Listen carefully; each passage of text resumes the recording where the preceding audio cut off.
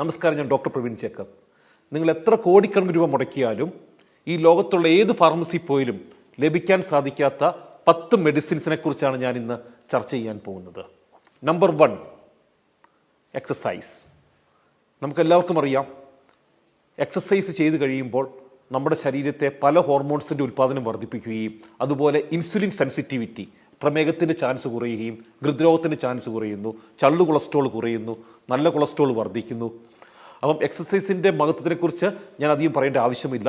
എല്ലാവർക്കും അറിയാം, 1/2 മുതൽ 1 മണിക്കൂർ എക്സസൈസ് ചെയ്ത് കഴിഞ്ഞാൽ പല മാരരോഗങ്ങളെ നമുക്ക് തടുക്കാൻ സാധിക്കും. Number 2, fasting. 2016 നോബൽ സമ്മാനം ലഭിച്ചത് ഫാസ്റ്റിങ്ങിനാണ്. ഇന്ന് ലോകത്തിൽ ഒരു സർവ്വരോഗ നിവാരണി എന്ന് പറഞ്ഞിട്ടുണ്ടെങ്കിൽ അത് വേറൊന്നുമല്ല, ഉപവാസമാണ്. പ്രത്യേകിച്ച് ഇൻ്റർമിറ്റൻറ്റ് ഫാസ്റ്റിംഗ്. നമ്മൾ 16 മണിക്കൂർ ഒരു ദിവസം ഭക്ഷണം കഴിക്കാതിരിക്കുകയാണെങ്കിൽ ക്യാൻസർ കോശങ്ങൾ പോലും നശിക്കുമെന്നാണ് ശാസ്ത്രീയ പഠനങ്ങൾ തെളിയിച്ചിട്ടുള്ളത്.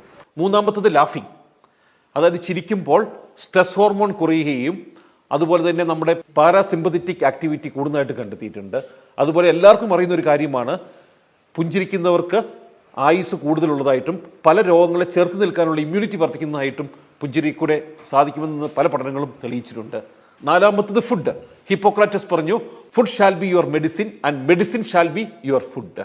അതായത് ഭക്ഷണം മരുന്ന് പോലെ കഴിച്ചാൽ ഭാവിയിൽ മരുന്ന് ഭക്ഷണം പോലെ കഴിക്കേണ്ട ആവശ്യം വരികയില്ല.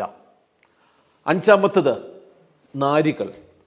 അതായത് ഫ്രൂട്ട്സും വെജിറ്റബിളും നാരുകളാൽ സമ്പൽ സമൃദ്ധമാണ്. നാരുകൾക്ക് നമ്മുടെ ശോധന വർദ്ധിപ്പിക്കാൻ മാത്രമല്ല കഴിവുള്ളത്, ഇന്ന് പഠനങ്ങൾ കണ്ടെത്തിയിരിക്കുന്നു, ഈ നാരുകൾ അടങ്ങിയ ഭക്ഷണമാണ് നമ്മുടെ ഗട്ടിലെ ബാക്ടീരിയയുടെ ഭക്ഷണവും. നാരുകൾ കൂടുതൽ കഴിക്കുമ്പോൾ ഈവൻ ബ്രെയിൻ ഹോർമോണിൻ്റെ ഉൽപ്പാദനം വരെ വർദ്ധിക്കുന്നതായിട്ടും കൊളോൺ ക്യാൻസർ മുതൽ പല മാരക രോഗങ്ങളെ ചെറുക്കാൻ സാധിക്കുന്നതായിട്ടും കണ്ടെത്തിയിട്ടുണ്ട്. Next, sleep, സുഖനിദ്ര.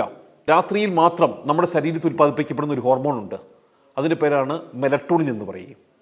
ഈ മെലട്ടോണിൻ ഹോർമോൺ നമ്മുടെ ശരീരത്തിൽ കൂടുതലുണ്ടെങ്കിൽ, ഉൽപ്പാദനം നടക്കുകയാണെങ്കിൽ, അതായത് കൂടുതൽ ഉറങ്ങുകയാണെങ്കിൽ കൂടുതൽ മെലട്ടോണിൻ ഉൽപ്പാദിപ്പിക്കപ്പെടുകയും അതിൻ്റെ അനന്തരഫലമായിട്ട് കോർട്ടിസോളിൻ്റെ ലെവൽ കുറയുകയും ചെയ്യുന്നു. അതായത് നമ്മുടെ സ്ട്രെസ് ഹോർമോൺസ് കുറയുന്നു കൂടുതൽ ഉറങ്ങുമ്പോൾ. സ്ട്രെസ് ഹോർമോൺ കോർട്ടിസോൾ നമ്മുടെ ശരീരത്തിൽ കൂടുതലുണ്ടെങ്കിൽ അത് രക്തസമ്മർദ്ദത്തിനും ഹൃദ്രോഗത്തിനും അതുപോലെ ഈവൻ നമ്മുടെ ഡൈജസ്റ്റീവ് ഡിസോർഡറിന് വരെ ഒരു കാരണമാണ്. അപ്പോൾ sound sleep is very important factor. അടുത്തത് 7ാമത്തതാണ് സൺലൈറ്റ്. നമുക്കെല്ലാവർക്കും അറിയാം, നമ്മൾ സൂര്യപ്രകാശം നമ്മുടെ ചർമ്മത്തിൽ പതിച്ചാൽ വൈറ്റമിൻ ഡിയുടെ ഉൽപ്പാദനം വർദ്ധിക്കും നമ്മുടെ ശരീരത്ത്. വൈറ്റമിൻ ഡി ഇന്ന് ജസ്റ്റ് ഒരു കാൽഷ്യം ഫിക്സിംഗ് ഹോർമോൺ അല്ല.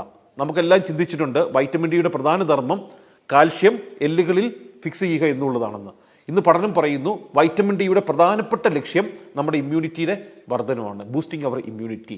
അപ്പോൾ രാവിലെ 1 മണിക്കൂർ ഇളം വെയിൽ കൊണ്ടാൽ വൈറ്റമിൻ ഡി ധാരാളം ഉൽപ്പാദിപ്പിക്കുകയും വൈറ്റമിൻ ഡി നമ്മുടെ ഡിപ്രഷൻ കുറയ്ക്കുന്നു, നമ്മുടെ ചർമ്മത്തിൻ്റെ സൗന്ദര്യം വർദ്ധിപ്പിക്കുന്നു, നമ്മുടെ ഇമ്മ്യൂണിറ്റി വർദ്ധിപ്പിക്കുന്നു, നമ്മുടെ എല്ലുകൾക്ക് ബലം കൊടുക്കുന്നു.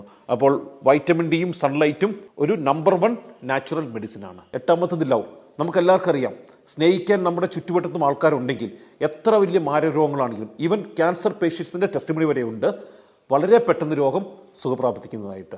സ്നേഹം നമ്മുടെ ഇമ്മ്യൂണിറ്റി വർദ്ധിക്കും, അതുപോലെ തന്നെ നമ്മുടെ സമൂലം നമ്മുടെ ശരീരത്തിനെ ഉടച്ചു വാർക്കാൻ കെൽപ്പുള്ളതാണ് ലവ്. അടുത്തത് മെഡിറ്റേഷൻ. നമുക്കെല്ലാവർക്കും അറിയാം, എല്ലാ ദിവസവും 1/2 മണിക്കൂർ ധ്യാനിക്കുകയാണെങ്കിൽ വളരെയധികം നമ്മുടെ സ്ട്രെസ് ഹോർമോൺ കുറയുന്നു, നമ്മുടെ സിമ്പതറ്റിക് ആക്ടിവിറ്റി കൺട്രോൾഡ് ആകുന്നു, പാരാസിമ്പതറ്റിക് ആൻഡ് സിമ്പതറ്റിക് ആക്ടിവിറ്റിയുടെ ഒരു ബാലൻസ് അവിടെ വരുന്നു, നമ്മുടെ പ്രതിരോധ ശക്തി ഇമ്മ്യൂണിറ്റി വർദ്ധിക്കുന്നു. ഈവൻ നമുക്ക് ഇടയ്ക്കിടയ്ക്ക് ഉണ്ടാകുന്ന ചില നിസ്സാര രോഗങ്ങളായിട്ടുള്ള ഈ തുമ്മലും ചീറ്റിലും പോലും ധ്യാനിക്കുന്നവർ വളരെ കുറവായിട്ടാണ് കണ്ടെത്തിയിട്ടുള്ളത്. അപ്പോൾ 1/2 മണിക്കൂർ ധ്യാനം ഡെഫിനറ്റായിട്ട് നമ്മുടെ രോഗപ്രതിരോധ ശക്തി വർദ്ധിപ്പിക്കും. ചെറിയ ചെറിയ അസുഖം മുതൽ രോഗങ്ങളെ വരെ തടുക്കാൻ ശക്തിയുള്ളതാണ് meditation. Next, playing in mud, മണ്ണിൽ കളിക്കുന്നത്, അല്ലെങ്കിൽ നമ്മൾ ഗാർഡനിങ് ചെയ്യുന്നത്. ഗാർഡനിങ്ങിന് എങ്ങനെ നമ്മുടെ ഇമ്മ്യൂണിറ്റി വർദ്ധിപ്പിക്കാൻ സാധിക്കുന്നത് എന്തെങ്കിലും ചിന്തിച്ചിട്ടുണ്ടോ? കാരണം നമ്മൾ മണ്ണിൽ കളിക്കുമ്പോൾ മണ്ണിലെ ഒരു ക്രിയേച്ചറുണ്ട്, അതിൻ്റെ പേരാണ് ബാക്ടീരിയ എന്ന് പറയും, ഗട്ട് മൈക്രോബ്സ് എന്ന് പറയും. അപ്പോൾ ഈ ബാക്ടീരിയകൾ ആണ് നമ്മുടെ പ്രതിരോധ ശക്തിയെ നിയന്ത്രിക്കുന്ന പ്രധാന ഘടകം. നമ്മുടെ ഈ പ്രപഞ്ചത്തിനെ നിയന്ത്രിക്കുന്നതും ഈ ബാക്ടീരിയകളാണ്. പാലിനെ തൈരാക്കുന്നതും ദോശമാവിനെ പുളിപ്പിക്കുന്നതും നമ്മുടെ ശവശരീരം മണ്ണിലോട്ട് ലയിപ്പിക്കുന്നതും എല്ലാം ഈ ബാക്ടീരിയകളാണ്.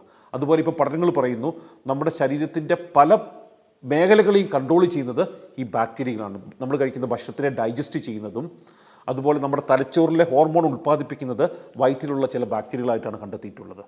അപ്പോൾ മണ്ണിൽ നമ്മൾ കളിക്കുമ്പോൾ ഈ നല്ല ബാക്ടീരിയകളുടെ എണ്ണം കൂടുകയും പല രോഗങ്ങളിൽ നമുക്ക് പ്രതിരോധ ശക്തി ലഭിക്കുകയും ചെയ്യുന്നു. അപ്പോൾ ഞാൻ ഈ പറഞ്ഞ 10 മെഡിസിൻസും നിങ്ങൾക്ക് ഫാർമസിയിലോ മെഡിക്കൽ ഷോപ്പിലോ കിട്ടത്തില്ല. നിങ്ങൾക്ക് ലഭിക്കണമെങ്കിൽ 2 ഫാക്ടേഴ്സ് ഇമ്പോർട്ടൻ്റ് ആണ്: self discipline and self control.